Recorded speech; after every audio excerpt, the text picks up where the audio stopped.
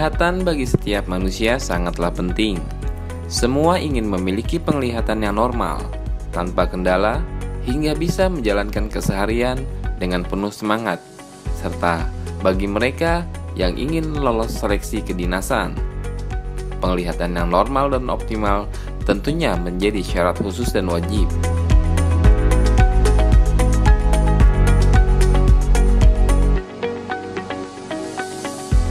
Salah satu yang dilakukan adalah dengan metode LASIK. Halo, saya Dr. Sofia. Saat ini saya akan menjelaskan tentang tahapan prosedur operasi presbi LASIK.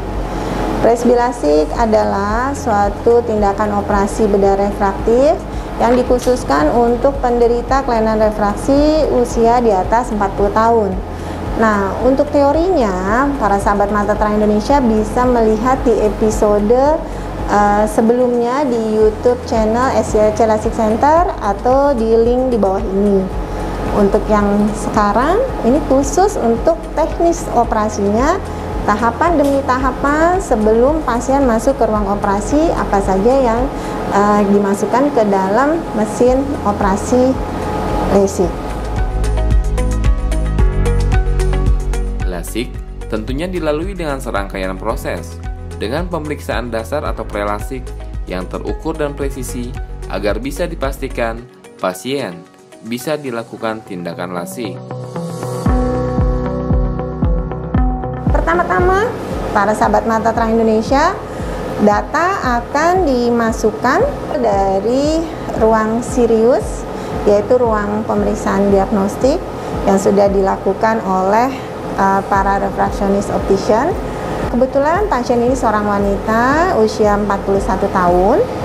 Yang paling utama pada tindakan presbi LASIK adalah pasien memang memiliki kelainan refraksi, di mana ada perbedaan untuk mata kanan dan kiri lebih dari satu. Dan yang kedua, kita harus menentukan mata dominan, karena yang mata dominan itu akan dipakai untuk penglihatan jauhnya. Kebetulan untuk pasien ini mata dominannya ada di mata kiri. Kemudian ada presbi adisinya. Algoritma untuk Schwinn Amaris presbi LASIK ini adalah plus 175, dan setiap penambahan minus 1 dioptri akan ditambahkan 0,05 dioptri untuk adisinya, sehingga presbi editionnya menjadi plus 190, karena pasien ini minusnya adalah minus 3. Lalu program yang kita pakai atau tipenya, yaitu kita memilih tipe hybrid, sehingga kita klik yang hybrid. Semua sudah oke, kita lanjutkan ke tahap berikutnya. Ya. Nah, kita klik di sini karena kita pakai program corneal wavefront, sehingga koma yang ada pun kita koreksi. Nah, di mata kiri juga sama, karena dia ini adalah khusus untuk penglihatan jarak jauh, karena dia merupakan mata yang dominan, sehingga targetnya 0. Ya, jadi tidak ada sisa. Semua minus yang ada kita koreksi. Presbi editionnya tetap sama, karena kita lihat dari mata yang kanan tadi minus 3. Lalu presbi tipenya juga hybrid, kita klik di hybrid. Kemudian dicek lagi optical zone-nya, pakimetrinya atau ketebalan kornea dan sebagainya, semua sudah dicek dan semua kita pilih presbi. Ya, boleh kita cek lagi manajernya. Nah, ternyata ada koma juga, komanya kita treatment sekalian. Kita klik OK. Untuk presbi LASIK memang kita lakukan dengan femtolasik, jadi kita tidak lakukan dengan trans PRK ataupun dengan PRK. Setelah semua sudah dicek dan recheck, baik oleh dokter operator maupun para refraksionis optician yang bekerja di ruang operasi, kita setuju. Akhirnya kita oke, kita persiapan untuk lanjut dengan tindakan operasinya.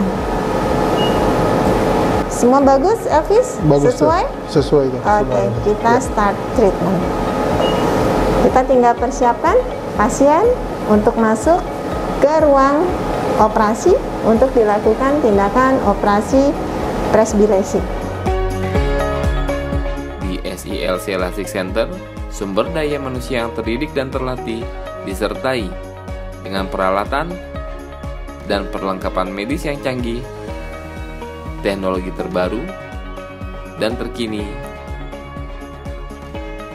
disertai pelayanan yang optimal tentunya menjadi keunggulan. Untuk layanan lasik yang ada di SILC Lasik Center, kami memiliki 4 layanan. Satu adalah Smart Surface atau Trans PRK. Yang kedua adalah Z-Lasik atau Femtolasik dengan menggunakan mesin Zimmer.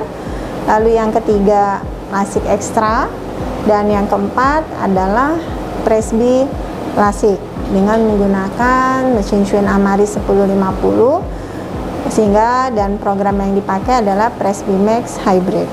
Di dalam mesin excimer laser yang kami gunakan, di sini ada beberapa pilihan tindakan.